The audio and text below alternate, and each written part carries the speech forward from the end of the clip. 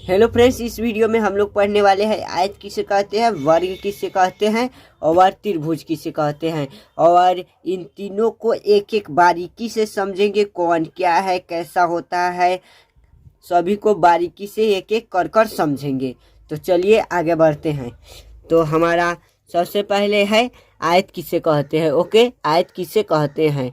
आयत वह है जो चारों भुजाओं से घिरा हो, आमने सामने का भुजा आपस में बराबर होता था, चारों कोण समकोण हो, उसे आयत कहते हैं। यानी कि चारों भुजाओं से घिरा हो, आमने सामने का भुजा बराबर हो, ओके, तथा चारों कोण समकोण हो। जैसे कि यहाँ पर अगर ये मानते हैं 5 cm है तो ये भी 5 cm होगा, ये 4 cm है तो ये भी 4 cm ही होगा, उससे ना कम होगा ना अधिक होगा, और सभी कोण जो है 90 डिग्री का होगा। ओके, इसे ही आयत कहते हैं। चलिए आगे बढ़ते हैं।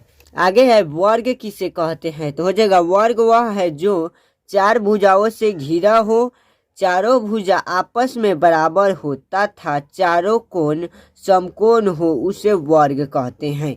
यानी कि वह चारों भुजाओं से घिरा हो, चारों भुजा आपस में बराबर होता था, चारों कोण समकोण हो।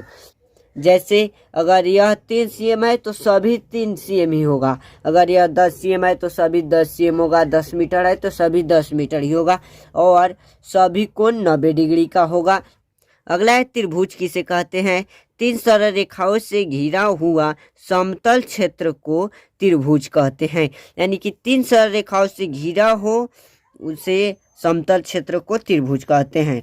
जैसे कि यहाँ पर देख सकते हैं, ये 3 सरल रेखा है और इससे घिरा हो सरल रेखा, जो सीधा सीधा गया होगा उसे सरल रेखा कहते हैं। और यहाँ पर घिरा हुआ है, जैसे यह 3 cm है, यह भी 3 cm है, ये भी 3 ही cm होगा। ओके, यह भी 60 डिग्री होगा, ये भी 60 डिग्री होगा, ये भी 60 डिग्री होगा, तीनों कोण 60 डिग्री ही होगा, इसे ही त्रिभुज कहते हैं। आशा है कि आप लोगों को अच्छा से समझ में आया होगा। तो यह वीडियो आप लोगों को कैसा लगा कमेंट में जरूर बताइएगा। ऐसे ही वीडियो देखने के लिए चैनल को सब्सक्राइब और वीडियो को लाइक जरूर कीजिएगा। फिर मिलते हैं अगले वीडियो में, तब तक के लिए बाय।